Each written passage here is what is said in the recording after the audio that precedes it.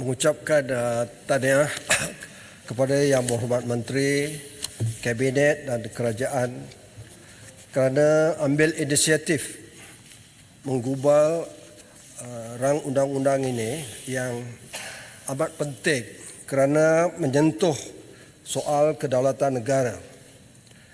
Sebelum ini kita tidak ada akta seperti ini, jadi ini satu permulaan.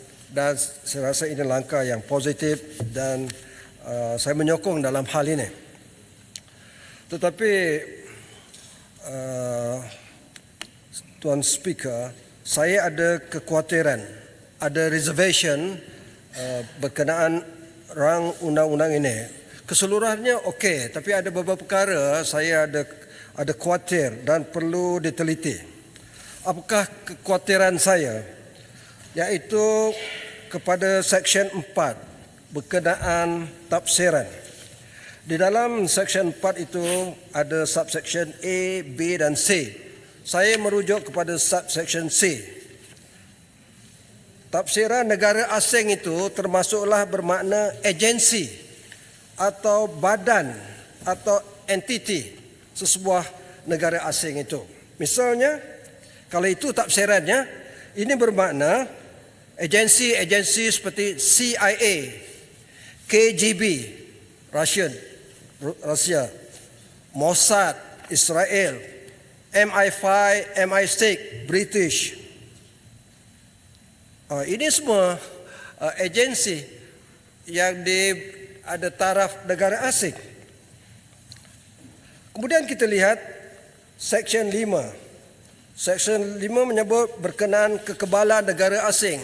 Kita kurniakan kekebalan kepada negara asing termasuk agensi-agensi ini yang melibatkan ketua negara, satu perkara, ketua kerajaan, kebal juga, dan agensi-agensi seperti yang saya sebut tadi, hendaklah menikmati kekebalan daripada bidang kuasa mahkamah dan tiada prosiding boleh dimulakan terhadap mereka oleh mana-mana pihak. Itu dalam Seksyen 5. Ini yang saya bimbang. Tuan Yang Dipertua. Kemudian kita lihat pula Seksyen 10, iaitu had kekebalan dalam prosiding yang berhubung dengan tuntutan kecederaan. Maknanya banyak pengecualian. Kekebalan itu tak ada. Termasuklah yang dalam Seksyen 10 ini, sesuatu negara asing, sama ada ketua negara atau ketua kerajaan atau agensi-agensi, tidak kebal dalam mana-mana prosiding yang melibatkan prosiding kematian atau kecederaan diri. Yang kedua, kerosakan harta benda yang berlaku di Malaysia. Itu bagus. Tapi soal saya, bagaimanakah kalau kesalahan agensi-agensi seperti CIA, KGB, MI5, MI6 ini atau Mossad sekalipun, tak ada yang mati, tak ada harta, tetapi mereka melakukan kesalahan yang bersifat kesalahan gangguan politik pentadbiran negara. Contohnya banyak. Saya bagi satu contoh, agensi CIA menjatuhkan Presiden Soekarno Indonesia pada tahun 1965, menjatuhkan Perdana Menteri Iran Mossadegh pada tahun 60-an, menjatuhkan Perdana Menteri Morsi di Mesir, menjatuhkan Muammar Gaddafi, menjatuhkan Saddam Hussein, dan yang terbaru agensi yang kita nak bagikan kuasa asing ini menjatuhkan Perdana Menteri Pakistan Imran Khan. Jadi akhir sekali, Tuan Yang Dipertua, kepada Yang Berhormat Menteri, saya cadangkan, tangguhlah dulu. Jangan terus kita undi petang ini. Serah semula rang undang-undang ini yang baik. Banyak baiknya kepada jawatankuasa pilihan khas Parlimen.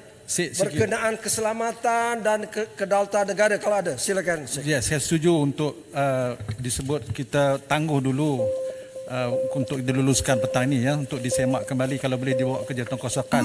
Saya nak juga bertanya mungkin kepada Menteri, di mana relevan kalau kata kita nak hentikan tidak ada lagi tuntutan sulu itu. Dalam realitinya tuntutan sulu itu dibuat di negara-negara lain, ya, bukan di Malaysia, dan di mana ya akta yang kita nak gubal ini mengikat supaya tidak ada lagi tuntutan di negara kita, tetapi tuntutan itu berlaku di negara lain yang tidak ada pun kaitan dengan akta kita ini. Terima kasih. Terima kasih YB Sik kerana bersetuju dengan pandangan saya. Kita tangguh dulu, tak apa, perlahan sedikit tak apa, kan ya. Dan kita galakkan perbahasan perbincangan awam di kalangan NGO, civil society, universiti, pakar-pakar, libatkan veteran ATM, Angkatan Tentera, veteran, ada intelijen, veteran, kita libatkan veteran-veteran polis, IGP kita yang lama, intelijen polis, special branch dan sebagainya, kita libatkan. Ya, Pedang. Ya, saya nak sebut tadi berkenaan dengan yang disebut oleh Jurutum berkenaan dengan sepupu ataupun adik angkat tiri kot ya. Adik tiri Perdana Menteri Korea Utara ni. Kita rasa bila akta ini diluluskan, Perdana Menteri boleh kecualikan Duta Korea daripada didakwa di mahkamah di bawah akta ini. Sekiranya diluluskan, kita tak mahu benda yang sama berulang. Akta ini ada loophole, dan loophole itu adalah kuasa pengecualian Perdana Menteri. Jadi kita minta supaya ditangguhkan, dibuat libat urus semua dulu pemegang taruh yang ada. Terima kasih. Terima kasih, Pendang.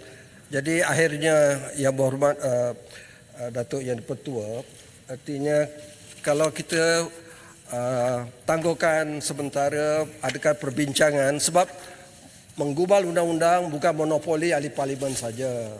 Kita kena libatkan masyarakat semuanya, biar mereka merasa mereka ini negara mereka, sama-sama kita tangguh. Ini soal kedaulatan.